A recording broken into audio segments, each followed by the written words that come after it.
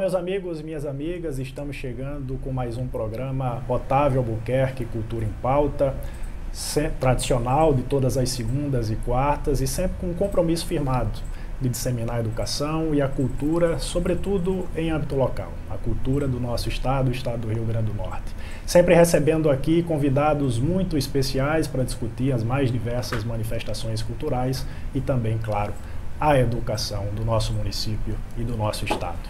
Hoje vamos discutir literatura, a importância da literatura como um produto social, histórico, a sua contribuição como registro dos fatos. E é com muito prazer que eu recebo aqui em nosso estúdio, na TV Potiguar Notícias, em Parnamirim, em parceria com o meu canal no YouTube, o Otávio Albuquerque. Eu recebo aqui a professora Patrícia Barros, a quem eu agradeço pela gentileza de ter aceitado o nosso convite. Seja muito bem-vinda, professora. Obrigada, eu que agradeço, Otávio. Honradíssima estar aqui discutindo a cultura do nosso estado, do Rio Grande do Norte também, ser alguém que pode levar essa voz da literatura para a tua casa, para os nossos alunos, nossos amigos, para mim isso é uma honra. Como eu sempre faço, professora, com todos os convidados que vêm aqui, para quem eventualmente não conhece o teu trabalho, conta um pouco da sua trajetória e como nasceu essa paixão pela literatura. Gente, primeiro, bom dia a todos que estão em casa, aos telespectadores, também aos seguidores do canal do jornalista Otávio, que também descobri hoje que tem ali uma simpatia pela licenciatura, também foi professor de literatura, a gente já conversa aqui todo mundo junto. Gente, meu nome é Patrícia Barros, eu acho que vocês já estão percebendo um pouquinho o chiado, eu sou pernambucana e eu sou apaixonada pelas letras desde sempre.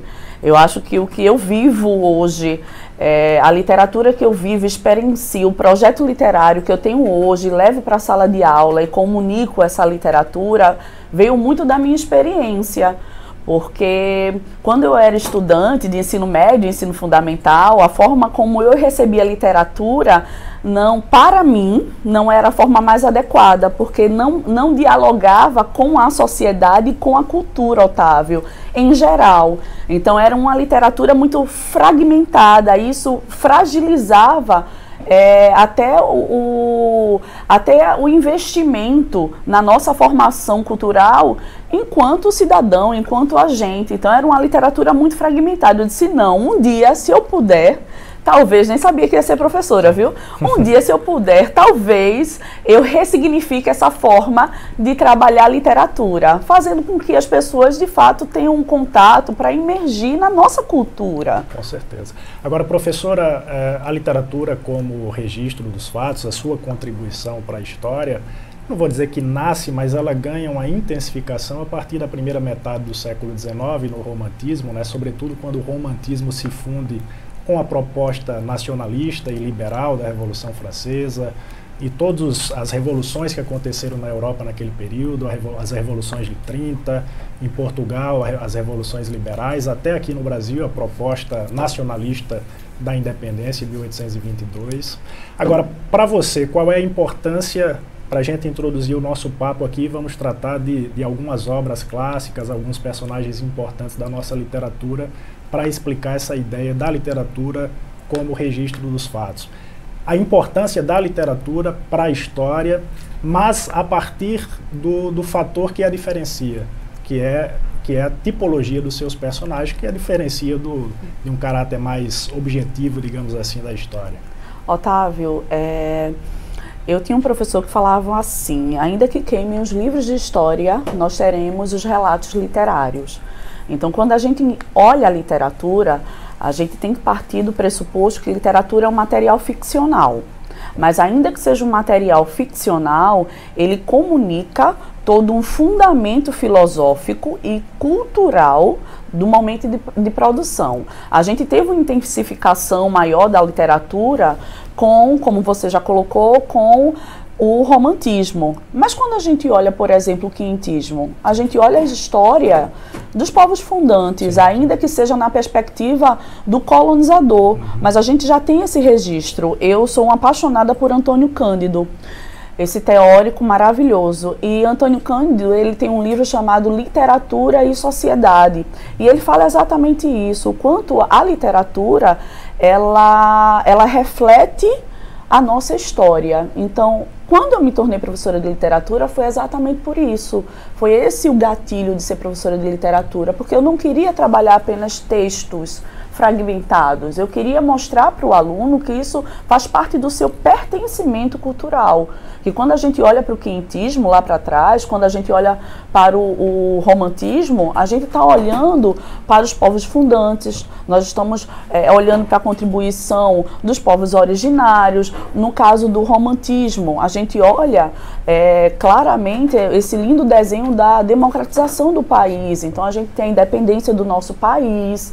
Então a gente precisa saber que há diálogos estabelecidos dentro dessas áreas do conhecimento que são diferentes, mas cabe ao professor ressignificar e mostrar ao aluno tudo isso.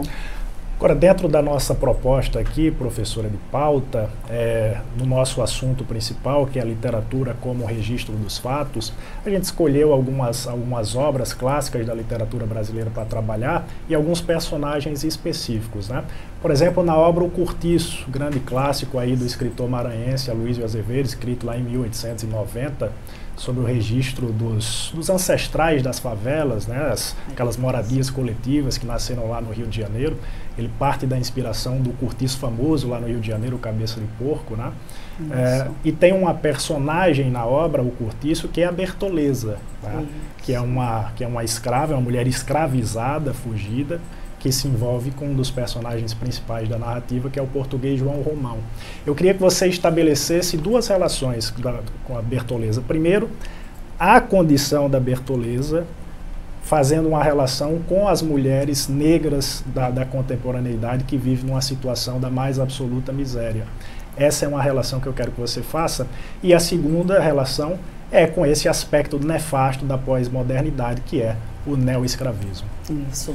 Gente, quando a gente olha uma obra tão rica de Aloysio de Azevedo, chamado Cortiço, nós vamos ter lá dentro daquela obra, lá dentro daquela tessitura literária, o que nós chamamos de várias relações, né? Que podem ser discutidas, que precisam, na verdade, serem discutidas hoje na contemporaneidade. O caso de Bertoleza é um caso que nos choca muito, porque é o caso de uma mulher negra que tenta ganhar a sua alforria, ela tenta comprar a sua alforria e ela é escravizada de outra forma, de uma dupla forma, pelo João Romão, que oferece abrigo, que oferece dentro do inconsciente de Bertoleza, que oferece a condição de esposa, quando na verdade ainda continua essa escravização. Quando a gente traz para a contemporaneidade essas mulheres, a gente tem, por exemplo, a escritora Carolina Maria de Jesus, que traduz muito essa condição da mulher preta na sociedade. Então a descriminalização do trabalho, essa mulher que hoje a gente percebe que é vista muito apenas a partir unicamente, né, desse trabalho reprodutivo e do trabalho doméstico. Então a gente percebe, em Bertoleza, a gente consegue enxergar toda esse racismo estrutural e sobretudo relacionado à mulher, que ainda acontece, Otávio. Até hoje a gente percebe isso, essa problemática na nossa sociedade. Então Bertoleza, que foi uma literatura do século XIX, ainda é uma literatura, nós estamos no século XXI, que problematiza tantas realidades hoje, né? Quando você fala da escravidão, do neoescravismo, a gente vê, por exemplo, a questão da uberização, o que acontece com esses profissionais. Degradantes de trabalho. Exatamente, o precariado do trabalhador. A gente teve uma flexibilização da CLT que foi extremamente nociva para o trabalhador brasileiro. Então, veja o quanto a gente tem esses diálogos, essas interlocuções entre a literatura e a sociedade. Agora, como eu falei, professora, o Aloysio Azevedo escreve a obra em 1890, mas ela se passa em 1876. Isso. 1890, já 2 anos depois da libertação dos escravos e 1 ano depois da proclamação da República, mas a história se passa em 1876.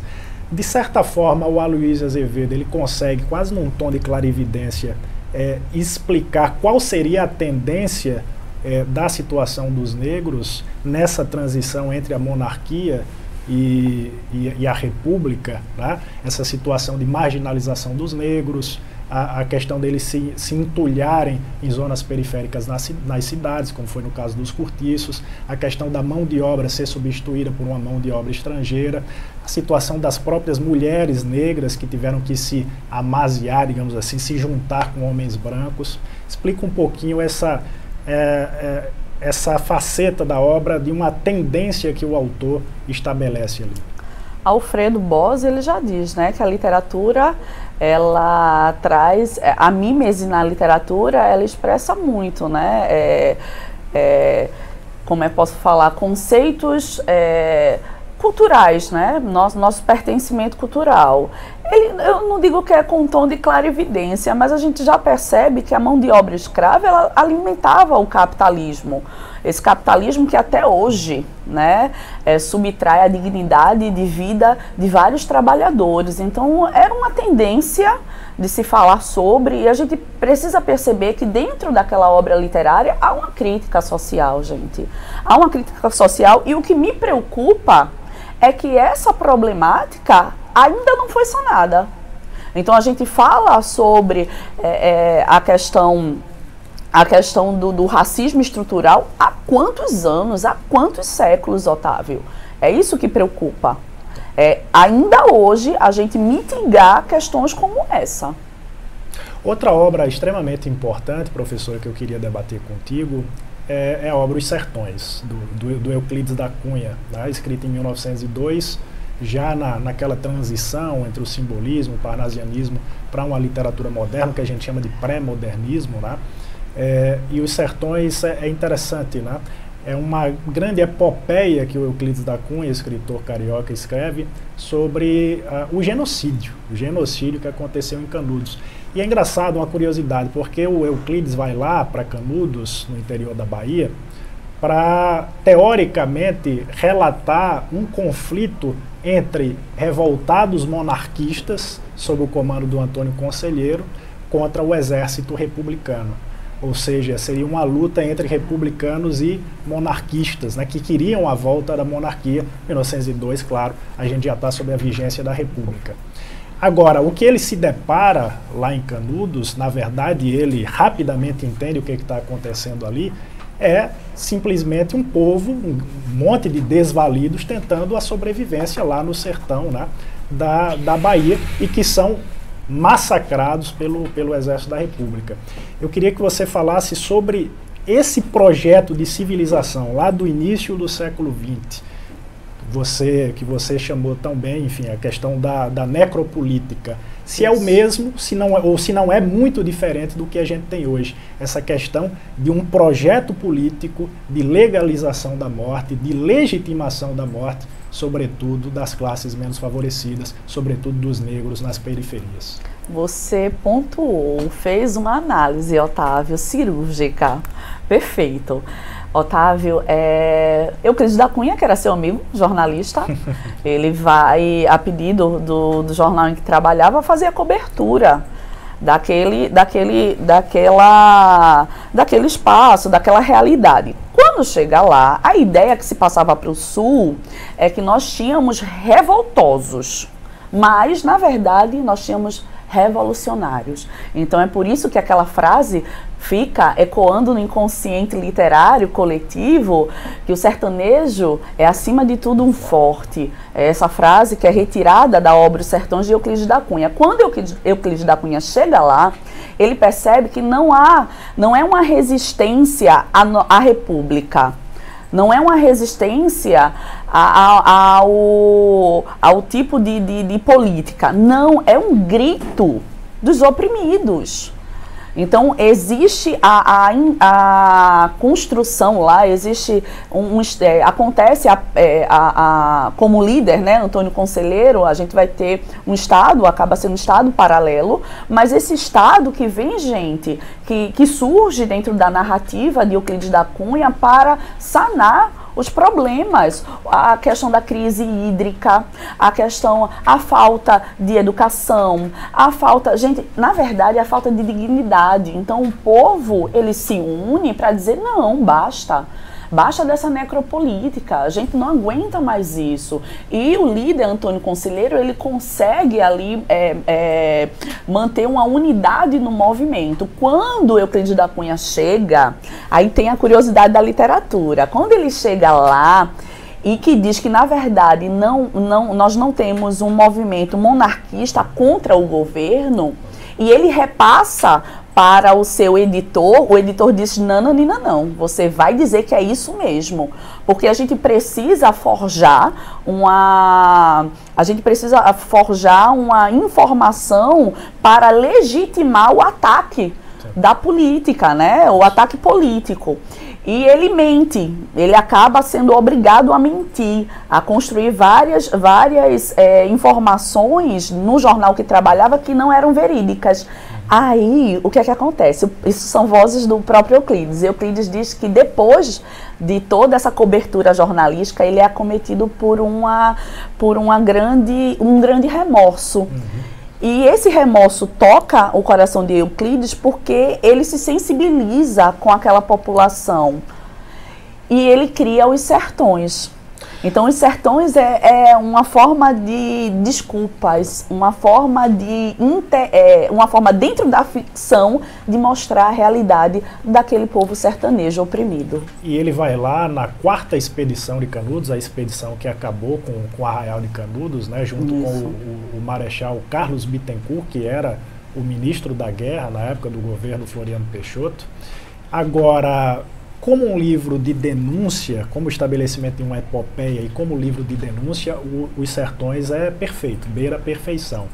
Agora, o Euclides da Cunha, professora, assim como o Monteiro Lobato, 2 pré-modernistas, sempre foi acusado de, até pela influência que ele sofreu de algumas teorias científicas que estavam em vigor na Europa, o darwinismo social do Spencer, o determinismo do Hipólito Tainer, ele sempre foi acusado de ser racista. Tá? O Euclides da Cunha sempre foi acusado de entender a mestiçagem como algo que inferiorizava a um determinado povo. Como é que essas obras, no caso, a obra do Euclides da Cunha, Os Sertões, assim como as obras do Monteiro Lobato, por exemplo, como é que elas devem ser tratadas em sala de aula? As obras e os autores, é com algum tipo de ressalva em relação ao autor? Qual deve ser o tratamento? A gente tem um cuidado muito grande para a gente não manter, a gente não provocar um anacronismo na leitura literária. Sabe, Otávio? É importante que o aluno perceba que aquele objeto estudado é um objeto que comunica um momento de produção. Então, a gente tem um fundamento filosófico. A gente não pode dizer que o autor era racista. A gente precisa entender que a sociedade, ela era racista. Então, a literatura apenas reflete essa condição cultural e social. Na cultura, na linguagem cultural, essa condição social. Então, a gente tem cuidado para que a gente não tenha esse anacronismo. Então, a leitura é uma leitura muito localizada dentro de um recorte de produção. Entende? Que reflete, obviamente, a sociedade. É a nossa sociedade. Professora, agora falando sobre Macunaíma, outra obra clássica da literatura brasileira, escrita pelo Mário de Andrade. O senso comum costuma ler essa obra do Macunaíma, do Mário de Andrade, através da caracterização do seu personagem principal, o índio Macunaíma, o herói sem caráter, como se o Mário quisesse dizer que o povo brasileiro não tem caráter, a partir de um aspecto inato, que as pessoas no Brasil nascem sem caráter. Quando, na verdade, a ideia do Mário de Andrade, quando ele fala sem caráter, se a gente for buscar a etimologia da palavra, é sem características definidas. Um povo que ainda não tem uma identidade consolidada, que está em busca dessa identidade nacional. Até porque o nosso povo, claro, é formado por uma miscigenação muito forte. Eu queria que você falasse sobre essa proposta de brasilidade que está contida no livro Macunaíma. Macunaíma, Otávio, a literatura tem as suas belezas e da sua plurissignificação. Então, quando a gente olha o Herói Sem Nenhum Caráter, e a minha leitura, enquanto professora de literatura, é muito mais próxima de perceber que Macunaíma representa simbolicamente o brasileiro que está que está em processo de formação cultural. Então, eu queria que vocês percebessem, gente, quando a gente olha o panorama literário brasileiro, no modernismo, pela primeira vez, a gente pode agora forjar uma literatura nativa, genuína.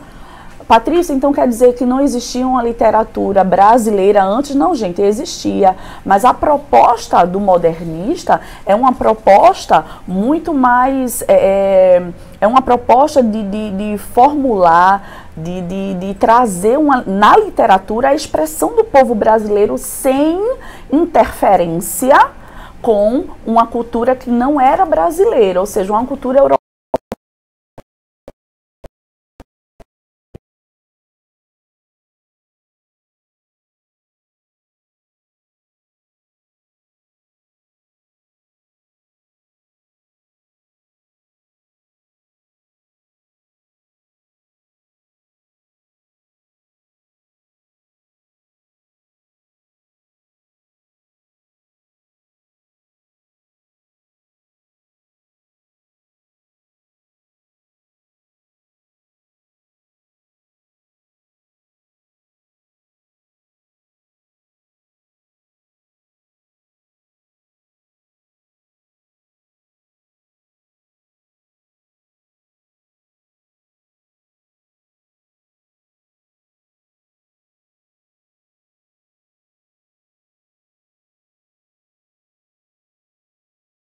Eles ficaram conhecidos dessa forma.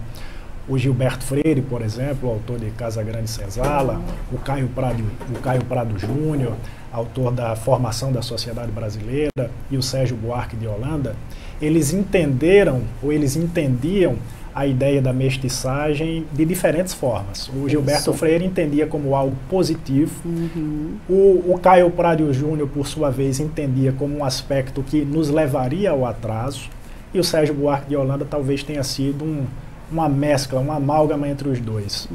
Na sua visão, qual é a ideia do Mário de Andrade com o Macunaíma a respeito da mestiçagem? Está mais próximo do Gilberto Freire ou está mais próximo, por exemplo, do Caio Prado Júnior?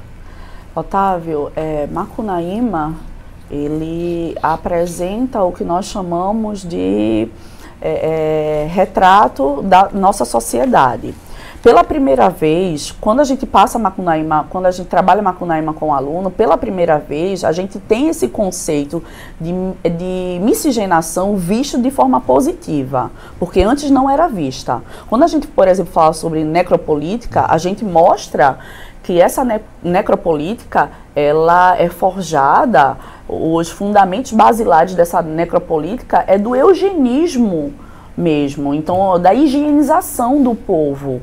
Então, pela primeira vez, nós percebemos a ideia de mistura, de miscigenação de forma positiva. E essa é a representação de Macunaíma. Então, o nosso Mário de Andrade, ele vê de forma positiva. Até porque o movimento modernista, ele vai ter um dos movimentos, né, uma das bases do modernismo é a antropofagia. E a antropofagia comunica exatamente isso. Nós vamos nos apropriar, nós vamos nos alimentar de diversas referências culturais e produzir o que é nosso. Então, é de forma muito positiva que Mário de Andrade coloca isso, com certeza. Ainda sobre o Macunaíma, professora, para a gente fechar essa obra, obviamente que o estabelecimento de uma identidade cultural, uma tentativa de estabelecer uma identidade cultural não começou com o modernismo, né? Mas começa aqui no Brasil, na primeira geração romântica, né, a geração indianista, nos versos, na poesia dos Gonçalves, né, o Gonçalves de Magalhães e o Gonçalves Dias, e na prosa do José de Alencar. O Macunaíma está muito mais próximo, na minha visão, do Manuel Antônio de Almeida, né, do Memória do Sargento de Milícia, sobretudo na ideia da trama picaresca, né, da novela picaresca espanhola. Agora, se a gente for fazer uma comparação com José de Alencar especificamente, a proposta de brasilidade do Macunaíma com a proposta de brasilidade do José de Alencar, dá para estabelecer algum tipo de relação? Ou elas cometem os mesmos pecados, por exemplo, de absorver muita influência europeia? No caso do José de Alencar está muito claro, né? O índio do José de Alencar é muito próximo dos personagens de romance de cavalaria europeus, né? No caso do Macunaíma, parece que está mais próximo dessa brasilidade, mas o modernismo sofreu muitas influências também das vanguardas europeias. Então, que tipo de relação dá para estabelecer entre o projeto de brasilidade do Macunaíma e o projeto de brasilidade do José de Alencar? É importante a gente levar em consideração o movimento ao qual ele está inscrito. Então, o romantismo é um movimento muito idealizado. Então, a gente vai ter uma visão muito idealizadora do que a gente entende sobre brasilidade. Sabe aquele desejo? A gente tem uma projeção, é um desejo muito tópico, tá? Porque a gente acabou de sair, né, a gente acabou de deixar de ser colônia, então a gente tá, na verdade, construindo os nossos elementos, porque a gente não tem, Otávio. O Brasil ainda não tem elementos nacionalistas, então nós estamos construindo. Por exemplo, é um índio. O índio, ele surge aí como herói dentro do romantismo, mas ainda muito idealizado. Não se respeita, não se leva, deixando bem claro, tá, gente, que a literatura era ficcional, mas a gente não percebe uma relação com a veracidade. Com a cor local, como se costuma dizer. Lá no nosso modernismo, não. No modernismo surge como uma crítica, entendeu? Uma crítica de tudo que foi feito e dos elementos que podem ser positivos, por exemplo, a miscigenação. Então, o modernismo, gente, ele não faz essa leitura utópica, ele faz uma leitura da literatura a partir de uma concepção crítica estabelecida com aquele objeto estudado. Por isso que o índio, ele não é tão idealizado como o nosso Peri, né, no Guarani, como a nossa Iracema, maravilhosa, não é tão idealizado, o Birajara, não é tão idealizado. O índio, ele surge com essa crítica, a narrativa ela é construída pontuando essa forma de enxergar a partir de uma crítica à sociedade estabelecida. Professora, uma última obra que a gente vai analisar aqui é o Mulato. O Mulato, escrito também pelo Aloysio Azevedo, escritor maranhense, em 1881, no mesmo ano da publicação, coincidência, né? O mesmo ano da publicação de Memórias Póstumas de Brás Cubas, que começa o realismo no Brasil. No caso, o Mulato inicia o naturalismo no Brasil, uma escola literária, um movimento literário muito influenciado pelo naturalismo francês, sobretudo na figura do Émile Zola, né, escritor francês. O que me chama a atenção na obra O Mulato, além de uma denúncia muito clara contra o racismo, né, o racismo em torno da personagem principal, do protagonista, o mulato, o Raimundo, né, é o fato de que o Aloysio de Azevedo ele faz uma exposição, até seguindo as características do próprio naturalismo, ele faz uma exposição muito crítica, muito pesada, anticlerical, contra aquela sociedade do Maranhão, aquela sociedade maranhense.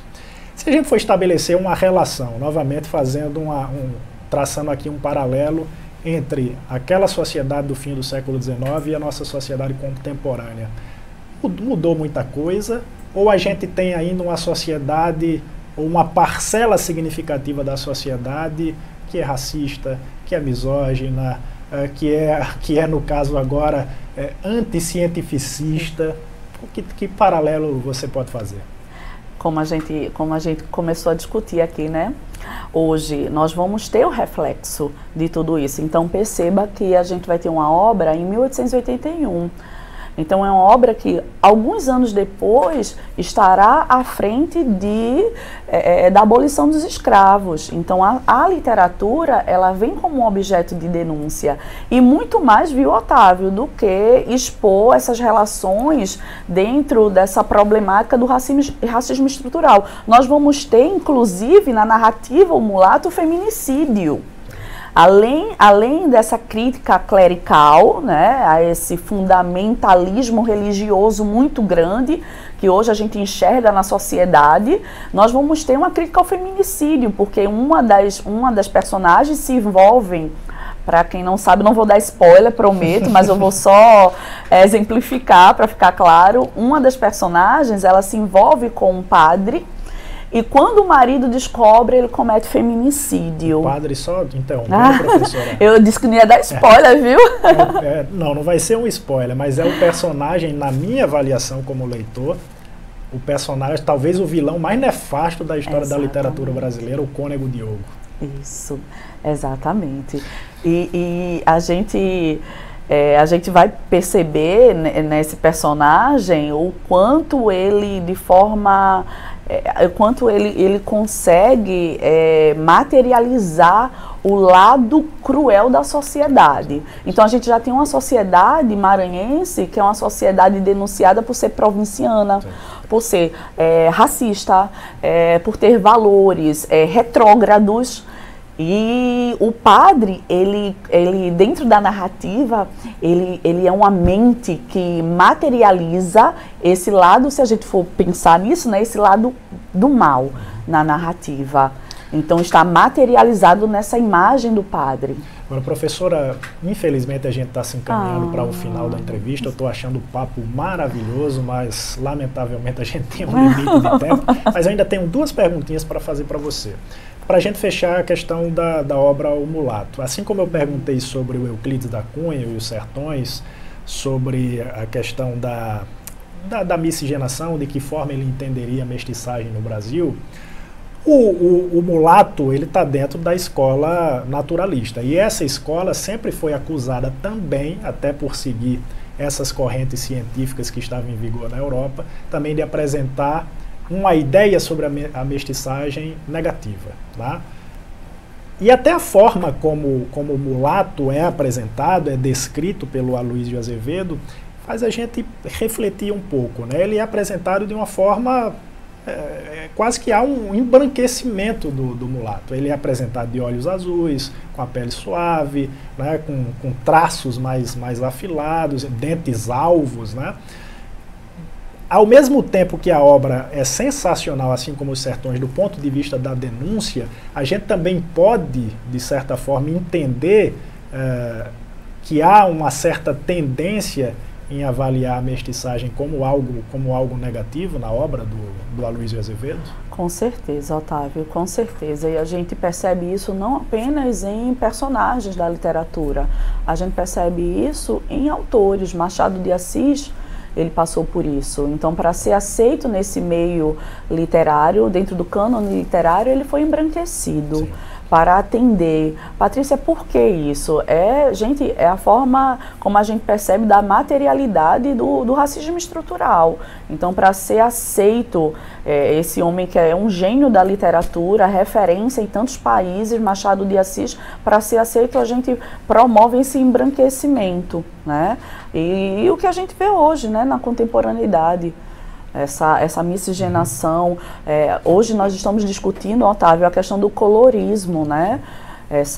Você não é escuro o bastante para se considerar preto, nem branco o bastante, nem claro o bastante para se considerar branco. E o mulato entra dentro dessa discussão que nós hoje temos em pauta. E é importante a gente falar. Quando eu trabalho em sala de aula mulato, eu falo sobre isso. Então a gente desperta essas questões tão urgentes da nossa sociedade. Então é por isso que a literatura ela não pode nunca ser desassociado com a cultura, com a vivência e com as referências de um povo. Professora, só para finalizar o nosso papo, já agradecendo demais pela tua presença, eu tenho uma última pergunta que é a seguinte. Está muito claro para todos, nessa conversa a gente discutiu muito sobre isso, da importância da literatura como um produto sócio-histórico, como registro dos fatos, a contribuição que ela oferece para a história. Agora, o que diferencia a grande literatura, o que a gente chama de literatura clássica, para o resto, é justamente a capacidade delas ter sempre algo a dizer em diferentes épocas, né? O seu caráter atemporal. O que é a grande literatura, o que é essa literatura clássica, e a gente passeou aqui por algumas obras no nosso papo, o que essa grande literatura tem para nos dizer hoje? Um momento tão difícil, um momento de pandemia, e não só de pandemia, um momento em que o obscurantismo muitas vezes tem prevalecido, valores que a gente considera absolutamente anacrônicos estão ascendendo, a ideia do anti-cientificismo que eu me referi aqui. O que a grande literatura fala para a gente hoje? Eu fiz uma aula, Otávio, bem interessante para os meus alunos esse ano, Machado de Assis e as pandemias. Então, essa questão pandêmica que nós estamos vivenciando na contemporaneidade, ela já é denunciada na literatura como uma questão de sanitarismo. Então, o próprio Machado de Assis, ele já levanta essa discussão sanitária. O quanto é importante a gente ter uma consciência coletiva, porque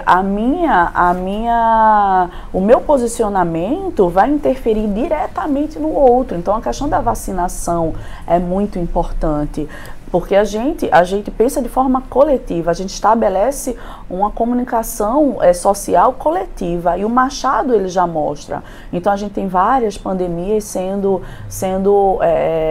plano de fundo da literatura clássica, como você colocou. Muito obrigado, professora Patrícia Barros. Foi um papo excelente, muito esclarecedor. Tenho certeza que quem está nos assistindo gostou do conteúdo que foi apresentado aqui, assim como eu gostei bastante. Venha mais vezes, por favor. Venham sim, eu que agradeço a todos vocês, e que a gente entenda que a literatura, na verdade, é nossa cultura, né? Traduz o nosso pertencimento cultural. Exatamente, e vamos valorizar mais a nossa cultura, não só a literatura, mas as diversas manifestações artísticas que compõem a nossa cultura, a cultura potiguar.